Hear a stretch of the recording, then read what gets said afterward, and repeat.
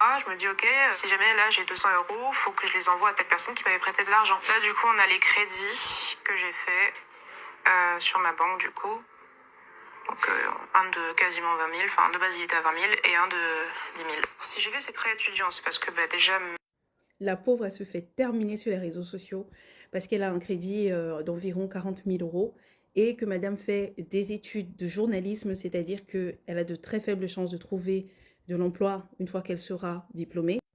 À côté de ça, elle vit dans un appartement parisien, oui, au cœur de Paris, dans le 18e, où elle paye un loyer de 1 200 euros. Elle fait ses courses à Monoprix, c'est juste le magasin le plus cher, voilà, à Paris. Elle a un PC Mac. J'ai vu tellement de personnes dire non, mais elle n'est pas vraiment précaire, non, mais en fait, ça, c'est quelqu'un qui sait juste pas gérer son budget. Moi, je pense que le vrai souci, en fait, c'est qu'elle ne se rend pas compte qu'elle est déclassée. Parce que, notamment, dans l'interview, elle dit bien que ses parents ne pouvaient pas prendre les crédits pour elle. Du coup, elle a pris ces crédits-là. Et je pense que, malheureusement, elle ne se rend pas compte qu'elle sera plus pauvre que ses parents. En ce que la France est en train de s'appauvrir. Et donc, de fait, elle ne peut plus vivre comme la classe moyenne ou moyenne supérieure. Par exemple, pour son logement, elle pourrait parfaitement être en colocation et payer un petit 500 euros. Mais non, il faut qu'elle soit seule au cœur de Paris à 1 200 euros.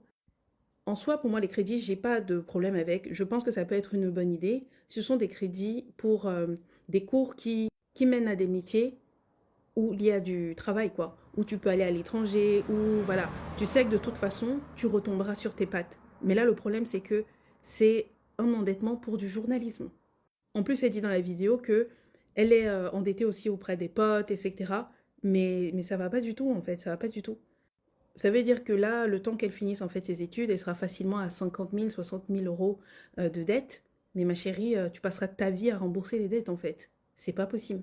Et encore, c'est uniquement si elle trouve du travail dans son domaine. Sinon, bah, il lui faudra peut-être 5, 6 ans pour rembourser sa dette. Et c'est ça le problème avec le déclassement, c'est que ce n'est jamais d'un coup. Ça se fait petit à petit. Et c'est un glissement-là qui a commencé en 2000 et 2020. Et je pense que beaucoup de personnes, dont moi, hein, on a du mal à réaliser que mais notre état a changé, notre situation a changé, parce qu'on a pris nos petites habitudes.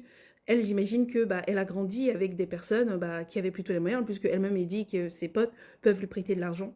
Mais je pense aussi qu'elle a grandi voilà, avec un certain mode de vie. Le fait de faire ses courses à Monoprix, pour elle, ça doit être juste une habitude. C'est même pas, elle n'y pense juste pas, en fait.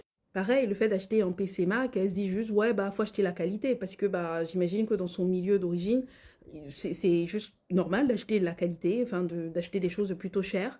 Et pareil, elle veut absolument vivre à Paris, et surtout vivre seule à Paris, même pas en colocation. Peut-être tout simplement, elle est habituée à elle-même traîner avec des personnes qui vivent seules dans leur appartement, potentiellement des gens beaucoup plus aisés qu'elle, qui justement sont peut-être moins déclassés qu'elle. Et du coup, je pense qu'elle a du mal à réaliser que, en fait, elle vit au-dessus de ses moyens et que aujourd'hui, elle n'a plus le même statut social en fait, et que bah, elle est en déclassement. Je parle de ça parce que moi aussi, je me rends compte qu'il y a des habitudes alimentaires que j'ai pas. Par exemple, je voyais une personne qui disait mais attends, elle achète des pâtes à 2 euros, mais n'importe quoi.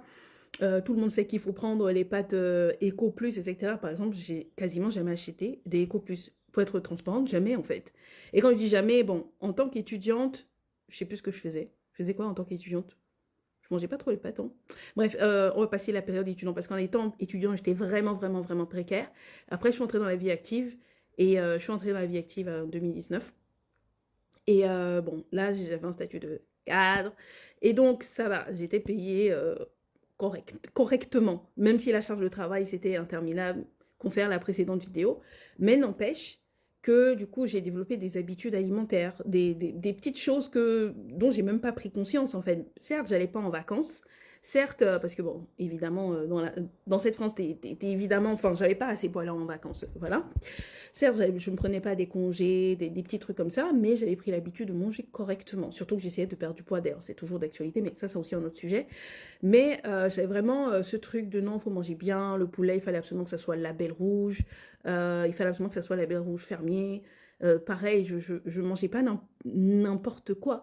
Et en fait, là, en étant bah, au chômage et bientôt RSA, mais mon point de vue aussi a complètement changé. En fait, je me rends compte que juste, tu peux pas manger ça.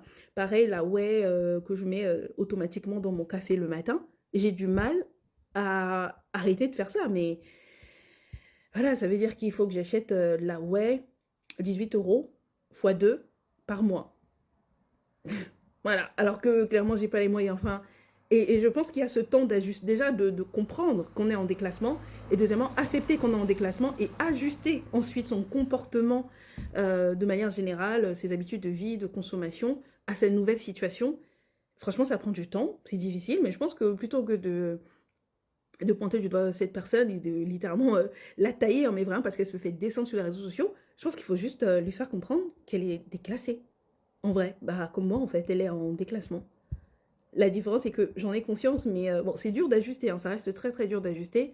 Par exemple, il y a aussi des types d'alcool, juste pour continuer sur ma situation, des types d'alcool que bah, je vais pas toucher.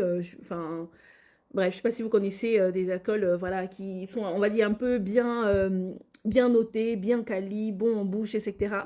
Et en fait, j'ai l'habitude de manger des choses quand même bien. Je me disais que même si je voyageais pas, au moins, allez, d'un point de vue alimentaire, je pouvais manger correctement. Correctement, c'est-à-dire manger des choses plutôt bonnes, en fait. Et franchement, avant, je faisais mes courses carrément, enfin, je vais vous dire, chez Greenwiz. Mais ça, c'était avant. Voilà, c'était avant. Et j'achetais mes petits trucs, des fois bio, enfin, ouais, ça, c'était l'ancienne époque. Aujourd'hui, c'est plus le cas, alors t'inquiète pas. Bon, j'ai encore des petites habitudes prout-prout, mais dans pas longtemps, ça sera terminé. Donc, mais je le sais, vous voyez, je le sais. Et je pense que cette jeune fille juste ne sait pas, en fait. Elle ne sait pas.